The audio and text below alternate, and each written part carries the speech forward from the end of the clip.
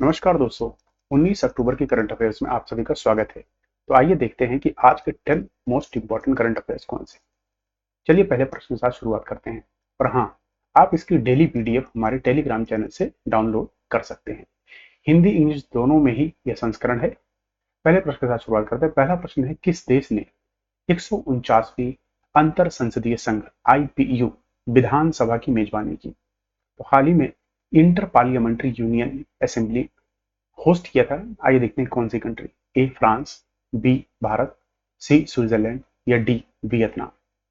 ध्यान रखिए, इसका सही उत्तर है सी, स्विट्जरलैंड के जिनेवा में हाल ही में अभी यह असेंबली हुई थी, पार्लियामेंट्री यूनियन असेंबली। ध्यान रखिएगा, इसके अंदर हमारे ओम बिरला हैं, उन्होंने पार्टिसिपेट किया जो कि लोकसभा अध्यक्ष। ध्यान रखिए, लोकसभा अध्यक्ष कौन है? ओम बिरला। ठीक है। तो जिनेवा के स्विट्जरलैंड में आयोजित अंतर संसदीय संघ IPU की 149वीं सभा को संबोधित किया।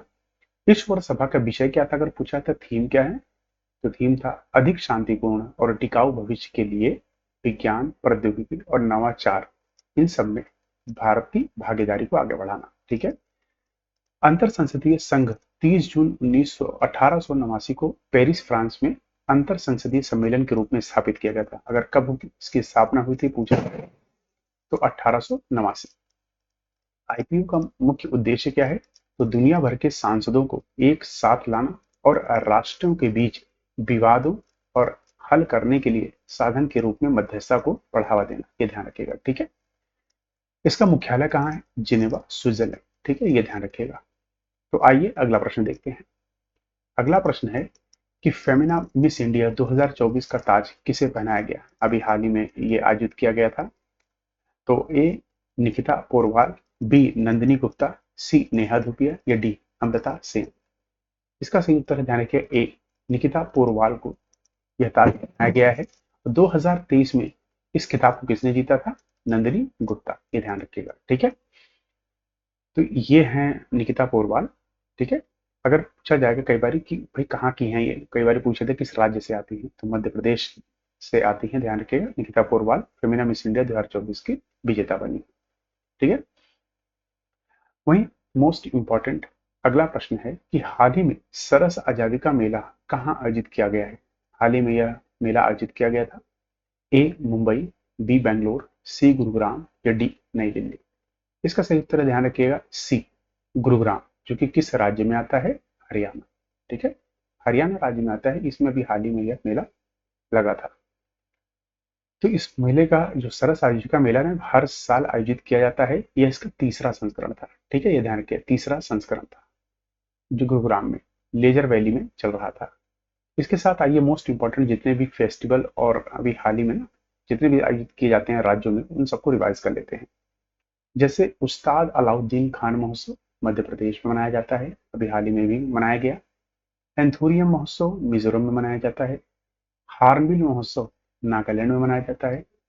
नाडा हब्बा दशहरा मेला है, कर्नाटक में मनाया जाता है। बन्नी उत्सव आंध्र प्रदेश में मनाया जाता है। बोनाखाई त्योहार उड़ीसा में मनाया जाता है। बोनालू उत्सव तेलंगाना में। बथुकुंबा फूलों का त्योहार है जो कि तेलंगाना में मनाया जाता है। अच्छा, अगर मैं आपसे पूछूं तेलंगाना की राजधानी क्या है? तेलंगाना की कैपिटल है, ध्यान रखिएगा, हैदराबाद। ठीक है, हैदराबाद। तो आंध्र प्रदेश की कैपिटल क्या है? अमरावती। एक है चचिन चराई महोत्सव जो कि अरुणाचल प्रदेश में मनाया जाता है। ठीक है, जो भी नॉर्थ ईस्ट के राज्य हैं वहां के बहुत मोस्ट इंपॉर्टेंट रहते हैं सभी त्योहार। पक्के पग्गा हार्नबिल फेस्टिवल अरुणाचल प्रदेश में। कैर पूजा महोत्सव त्रिपुरा में मनाया जाता है। हरेला त्योहार उत्तराखंड का है, ऋतियों के स्वागत का त्योहार है। वहीं है बंगस वैली महोत्सव जम्मू कश्मीर में मनाया जाता है। इसी के साथ साथ सरस मेला, सिंथन स्नो फेस्टिवल और लेवेंडर फेस्टिवल, ये सब जम्मू एंड कश्मीर में मनाया जाता है। ध्यान रखिएगा। ठीक है। नवरोज नव वर्ष का संबंध किस समुदाय से है? तो पारसी समुदाय से। मक्खन महोत्सव अंडूरी जिसे कहते हैं, ये उत्तराखंड में मनाया जाता है। बिहू फेस्टिवल असम में मनाया जाता है। भारत का पहला प्रकाश स्तंभ उत्सव कहाँ पर? गोवा में। ठीक है, लुसाफोन में। 19वें दिव्य कला मेला कहाँ हुआ? विशाखापट्टनम। विशाखापट्टनम किस राज्य में आता है? आप मुझे कमेंट बॉक्स में बताइए। कमेंट बॉक्स में बताइए विशाखापट्टनम किस राज्य में आता है। अगला प्रश्न देखते हैं। अगला प्रश्न है, भारत का पहला स्व संचालित एंडोर वायु गुणवत्ता मॉनिटर कहाँ लॉन्च किया गया है? तो बात हो रही है where is India's first self powered indoor air quality monitor की। A Delhi, B Haryana, C Orissa या डी केरल।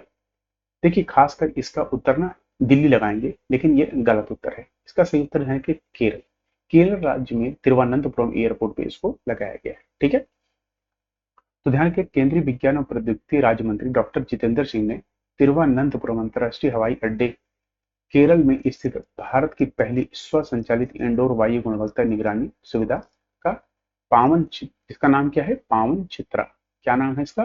पावना चित्रा। ये ध्यान रखिए, पूछा जा सकता है क्या नाम है। ठीक है, इसका नाम का उद्घाटन किया है, ये आपको ध्यान रखना है। इसके साथ साथ मोस्ट इंपॉर्टेंट जो भी भारत में पहले पहले हुए हैं ना, उन सबको यहाँ रिवाइज कर लेंगे, जो भी चीजें पहली हुई हैं अभी हाल ही फिलहाल में। जैसे बीपीसीएल ने भारत का पहला जैव ईंधन मिश्रण HFHSD बंकर लॉन्च किया। कहाँ पे? मुंबई। मुंबई कहाँ? महाराष्ट्र। महाराष्ट्र। जल मेट्रो परियोजना वाला भारत का पहला शहर कौन सा है? कोची।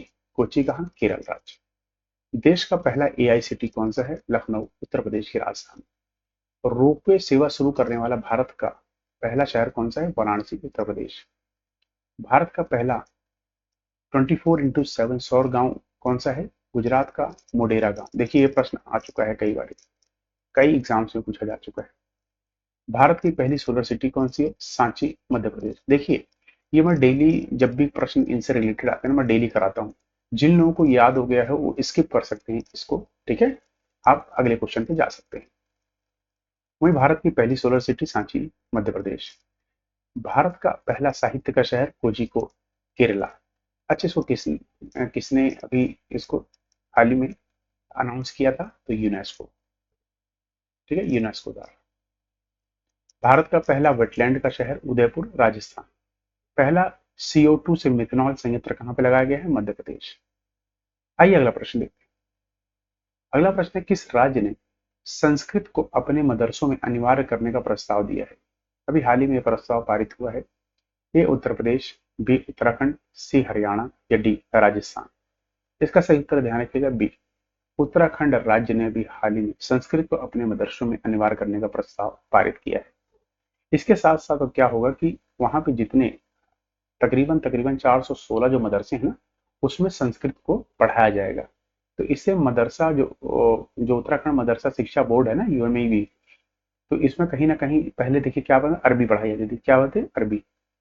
अब क्या हो गया, अरबी के साथ साथ आपका संस्कृत भी अनिवार्य कर दिया गया है। ठीक है, तो उत्तराखंड से जुड़े सभी करंट अफेयर्स को हम यहाँ रिवाइज कर लेते हैं। उत्तराखंड सरकार ने सकल पर्यावरण उत्पादक सूचकांक का शुभारंभ किया है, ध्यान रखिएगा। अच्छा, उत्तराखंड के CM कौन? CM पुष्कर सिंह धामी, ध्यान रखिएगा। कौन है? पुष्कर धामी, ये ध्यान रखिएगा।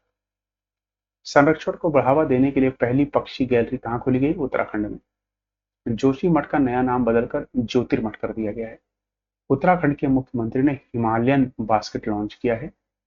सामान्य नागरिक संहिता लागू करने वाला पहला राज्य कौन सा बना है? उत्तराखंड। देखिए गोवा ने किया था सबसे पहले, लेकिन अब उत्तराखंड इसलिए है क्योंकि गोवा ने जब किया था वो यूनियन टेरिटरी था। ठीक है, उत्तराखंड के मुख्यमंत्री ने नशे के खिलाफ धामी अभियान शुरू किया।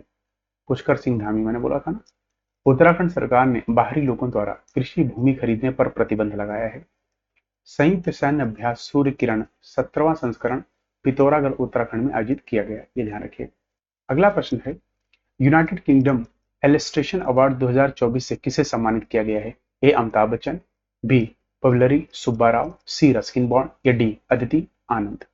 ध्यान रखिए, इसका सही उत्तर है डी अदिति आनंद को इस पुरस्कार से अभी हाल ही में सम्मानित किया गया। ये अदिति आनंद है।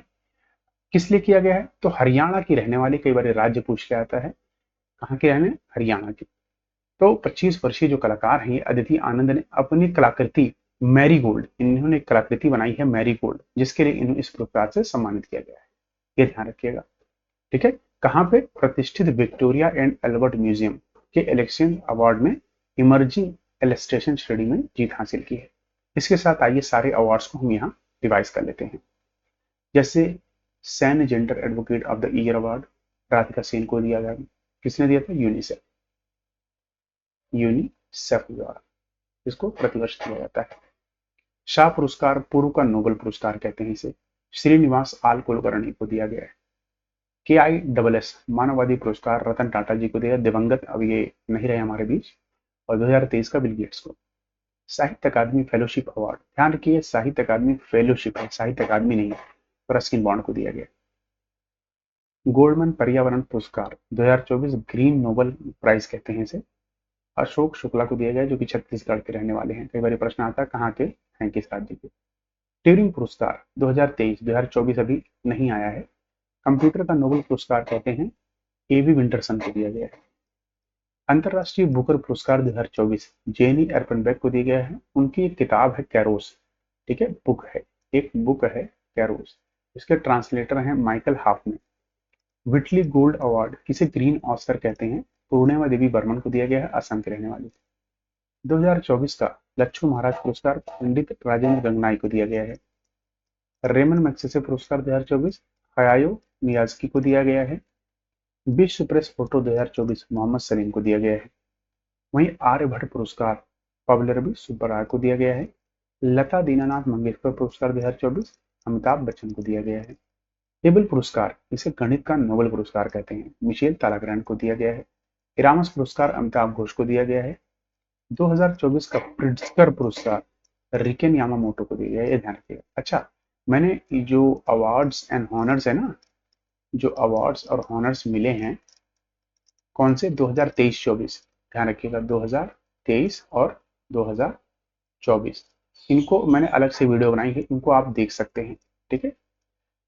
आइए अगला प्रश्न देखते हैं कि हाल ही में ICC हॉल ऑफ फेम 2024 में कितने खिलाड़ियों को शामिल किया गया है। तो मैंने टोटल खिलाड़ी पूछे हैं, सिर्फ भारत का नहीं। A5, B3, C4 या D2। तो ध्यान रखिए इसमें 3 खिलाड़ी को इस साल जोड़ा गया है। वहीं भारत की एक खिलाड़ी है इसमें जो महिला श्रेणी में क्रिकेट खेलती हैं, ध्यान रखिए तीनों क्रिकेटर हैं, ठीक है। तो इसमें कौन थी, तो पूर्व भारतीय क्रिकेटर नीतू डेविड। प्रश्न आ सकता है भारत की किस खिलाड़ी को हॉल ऑफ फेम में जोड़ा गया है, तो नीतू डेविड। इनके साथ इंग्लैंड के एलिएजर कुक को दिया गया है, साथ में दक्षिण अफ्रीका के एबी डिविलियर्स को 2024 के ICC hall of the fame में जोड़ा गया है। अच्छा, पहली बार अगर मैं कहूं तो किस भारतीय को इसमें जोड़ा गया था, पहली बार, ठीक है, पहली बार भारतीय, पहली बार किस भारतीय को जोड़ा गया। तो ध्यान रखिएगा, आपको भीषण सिंह बेदी याद है ना, भीषण सिंह बेदी, इनको जोड़ा गया था, ये ध्यान रखिएगा, ठीक है। आइए इसी के साथ में क्रिकेट से जुड़े सभी प्रश्नों को रिवाइज कर लेते हैं। जैसे ICC ODI player of the year का अवार्ड विराट कोहली को दिया गया है। ICC अंडर-19 विश्व कप किसने जीता था, ऑस्ट्रेलिया ने जीता था, भारत को हराया। ICC T20 महिला विश्व कप की मेजबानी इस साल UAE ने की, पहले बांग्लादेश कर रहा था, उसके बाद UAE से ले लिया, ठीक है। ICC T20 पुरुष विश्व कप 2024 की मेजबानी USA और आपका USA और वेस्ट इंडीज, ये दोनों देशों ने मिलकर करी थी, जिसमें भारत ने दक्षिण अफ्रीका को 7 रन से हराया था, ये ध्यान रखिएगा।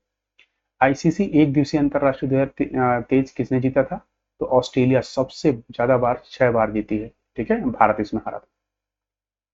ICC एक दिवसीय अंतरराष्ट्रीय 2027 में कहाँ जीता हुआ, प्रश्न आ सकता है। तो दक्षिण अफ्रीका, जिम्बाब्वे और नामीबिया, ये 3 देश मिलकर करेंगे। महिला प्रीमियर लीग 2024 कौन जीता था, तो RBC जीती थी, स्मृति मंदाना यहाँ की कैप्टन है, और दिल्ली कैपिटल्स इसमें हारी थी, यानी कि लॉस्ट की थी। वहीं इंडियन प्रीमियर लीग 2024 कौन जीता था, तो कोलकाता नाइट राइडर्स, ठीक है। हारा कौन था, सनराइजर्स हैदराबाद। रणजी ट्रॉफी कौन जीती, जो मुंबई है ना, ये जीती थी इसमें, वॉन, ठीक है, विदर्भा इसमें हारी थी, ये ध्यान रखिएगा। अगला प्रश्न है, हाल ही में पहली आसियान भारत ट्रैक साइबर नीति वार्ता कहाँ की गई, ए सिंगापुर, बी वियतनाम, सी मालदीव या डी इंडिया। इसका सही उत्तर ध्यान रखिए ए सिंगापुर में यह वार्ता अभी हाल ही में लॉन्च की गई थी, ध्यान रखिए आयोजित की गई थी। किस दौरान, अभी आपको पता ना लाओस में 21वां आसियान भारत शिखर सम्मेलन होता, बस इसी के वजन में ये आयोजन किया गया था, ठीक है, ये ध्यान रखिएगा।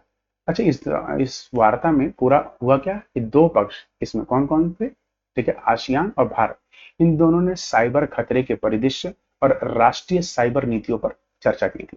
ठीक है, ये ध्यान रखिएगा। अच्छा, आसियान में टोटल कितने कंट्रीज हैं? Total country in ASEAN,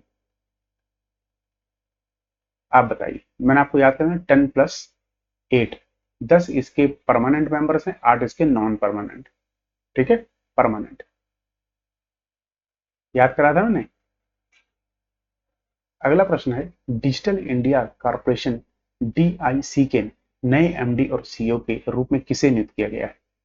A P के गुप्ता, बी अमरप्रीत सिंह, सी विनय क्वात्रा या डी आकाश त्रिपाठी। तो ध्यान रखिएगा, डी आकाश त्रिपाठी को इस पद पे नियुक्त किया गया है।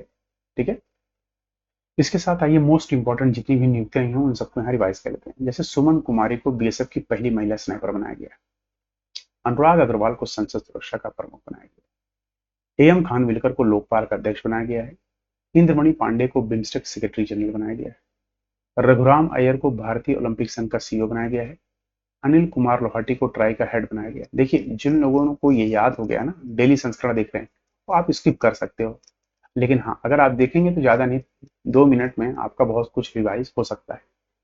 नवाब सलाम को इंटरनेशनल कोर्ट ऑफ जस्टिस का नया अध्यक्ष बनाया गया है, सिंधु गणपति को दक्षिण रेलवे की पहली ट्रांस महिला टीटी बनाई गई है, राष्ट्रीय चिकित्सा आयोग के नए अध्यक्ष कौन है? बीएन गंगाधर, मोनेला मार्केल भारत के फुटबॉल की मुख्य कोच बनी है, जॉर्जेस एलहरी एचएसबीसी के नए सीईओ बने हैं, उर्सुला वान डेर लेन 2024 से 29 अवधि के लिए यूरोपीय आयोग के अध्यक्ष बनी है, विनय मोहन क्वात्रा अमेरिका में भारत के राजदूत बने हैं, यूरोपीय संसद की अध्यक्षता फिर से रॉबर्ट मेटसा को मिली है, महारेरा के अध्यक्ष के रूप में कौन बना है? मनोज सैनिक, सरकार ने रॉबर्ट जी रवि को बीएसएनएल का सीएमडी नियुक्त किया है, कोटेश्वर सिंह और आर महादेवन को सुप्रीम कोर्ट के न्यायाधीश के रूप में नियुक्त किया गया है, सुमन सिन्हा को सीईओ क्लाइमेट लीडर्स का अध्यक्ष नियुक्त किया गया है, ध्यान रखिएगा।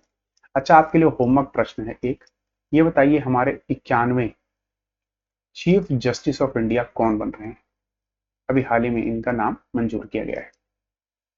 अगला प्रश्न है, what is the name of the special train being used to transport onions from Maharashtra to Delhi? Maharashtra से दिल्ली तक प्याज ले जाने के लिए इस्तेमाल की जा रही स्पेशल ट्रेन का नाम क्या है?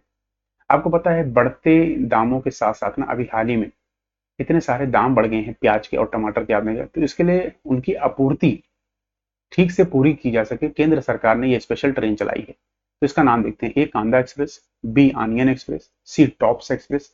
टॉप्स स्कीम आई थी, आपको पता है ना, कब आई थी? कमेंट बताइए, कमेंट करिए। ठीक है, या डी प्याज एक्सप्रेस? ध्यान रखिए, इसका सही उत्तर है ए। ठीक है, कनाडा आपका कांदा एक्सप्रेस, ध्यान रखिएगा। ठीक है, आपका आंसर है ए, ये ध्यान रखिएगा। तो सरकार को उम्मीद है कि इस थोक के आंदोलन से दिल्ली एनसीआर क्षेत्र में कीमतें स्थिर करने की मदद मिलेगी, जहां वर्तमान में बफर स्टॉक 35 रुपए प्रति किलोग्राम सब्सिडी पर बेचा जा रहा है। ठीक है, इसी के साथ यह संस्करण पूरा हुआ। आप सभी का शुक्रिया, कल फिर मिलेंगे नए संस्करण के साथ। लेकिन हाँ, जाने से पहले आप लोगों से कहूंगा, जो लोग चैनल को डेली देख रहे हैं उन सबका तहे दिल से शुक्रिया, और जो लोग चैनल को सब्सक्राइब अभी तक नहीं किए हैं, चैनल को सब्सक्राइब जरूर करिए, ताकि भविष्य की वीडियो आपको आसानी से मिल सके। ठीक है, और बेल आइकन को दबाना मत भूलिए। चलिए, कल फिर मिलते हैं, अपना ख्याल रखिए। जय हिंद, जय भारत।